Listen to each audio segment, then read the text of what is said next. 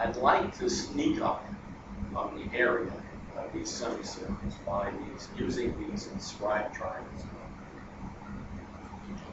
And I'm gonna, this is the notation heavy proof. The area of a little triangle inside that has, I'm ultimately going to have half of a regular polygon. And it's going to be a regular polygon with two end sides. Here I have two, and it's one. But then I'm going to do this little process again and have half of an octagon. And I'm going to do it again and have half of a 16th octagon, right? So if I have n sides in here, I'm going to call the area of the polygonal shape p sub n. That's a small p because it's going with a small subset. Over here, it's going to be large, but still, if it's n sides, that's what it'll be similar to this one. It'll be similar to this one because it has the same number of sides. It's just a bigger thing. Right. Did I say something? No. Hurtful? No, she's just what that's what the notation said. Oh, okay. Area of polygonal thing inside. Okay. So here's what we can do. Since a minus a star, we're assuming case 1, a minus a star is greater than 0, we can pick an epsilon between these two. I mean, you can make it exactly half. And the claim is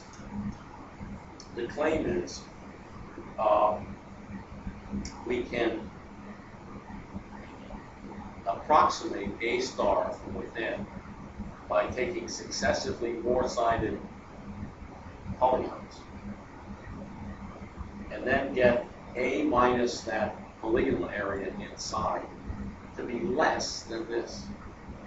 Isn't that going to be a bit of an embarrassment if a star is the one that makes this true? If we have inscribed regular polygons inside, they stay inside. The area of the semicircle is always bigger, right, than any one of the half polygons that's inside. But Eudoxus's axiom says if you take away more than half of the thing that's on the outside in each iteration of this cycle, you'll eventually get down below any positive number that you have. Okay, so I picked one that's definitely below that. And now I'm going to drive this one down by, I'll do it a little bigger here, increasing the number of sides in a very specific way. Why is it that if I have, draw this again for a specific purpose, there's a certain area here. If I cut away the area that is contained inside the polygon, in this case the triangle. Remember, this is a segment. I erect a triangle with the base of the segment and the base of the triangle are the same. I claim that putting the triangle in there takes away more than half the area of the segment. Why is that? Here's why it's true. Go ahead and make a rectangle out of this. Okay? The triangle inside, by symmetry, the triangle area inside is the area of these two pieces out here, right? Okay. The area of the semicircle is certainly no bigger than the area of the entire rectangle, is it? So if you take away this area inside, that's already half of the area of the rectangle. The semicircle is smaller than that. So you're taking away more than half the area of the semicircle. So that's your R. More than half. You're not taking it all away, less than 1, right? More than half, less than 1. So this process of adding a vertex and then deleting the new area that's been fenced off amounts to an iteration of the Eudoxian process, doesn't it?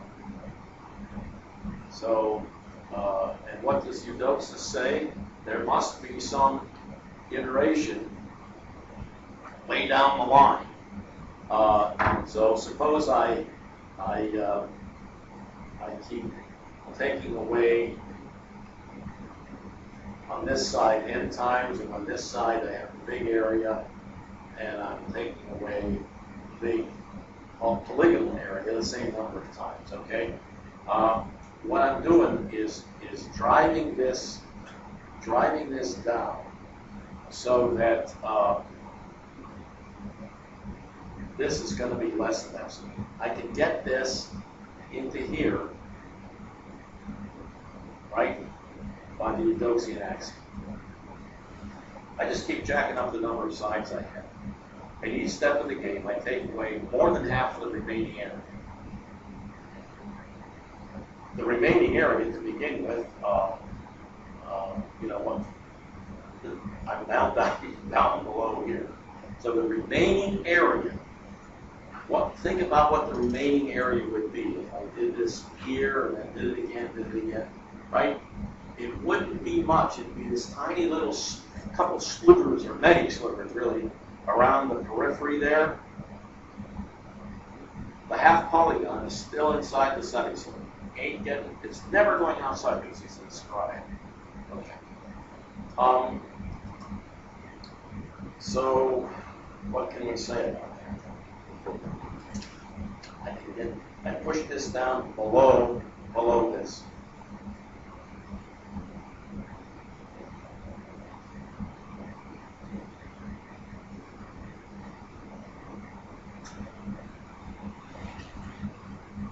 Doesn't it mean that the area of the capital inside of the polygon has gotten bigger than the area of A star? This has gotten littler than this. These are both being subtracted from A. The only way that can happen is if this is bigger than that. This area is completely inside the original circle, right? So what's the argument? There's a contradiction. So there's a regular end line. See if I can make sense of this. There's a regular end line that's inscribed in the little circle that has area. This Pn is actually greater than A star.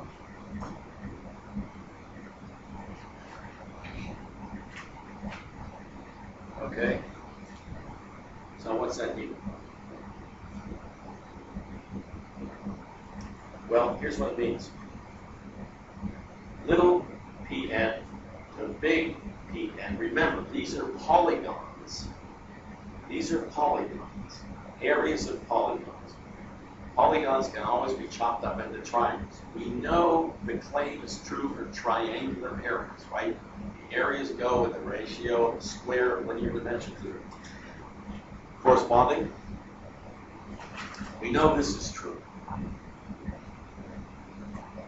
Okay? And we know this is true. Why is this true? By assumption. That's how A star was defined. So that means that these two things, I went too far with my arrow. These two things are the same. So then that's the little inscribed polygon that I got by beating down the area there, right? To get it below epsilon. So the big one is equal to A star over A. Solving for the large one, we have what do we have? We have A little p sub n divided by A star, right? I did that right. Cross multiply here and then divide by A star. Okay. But what's this ratio here?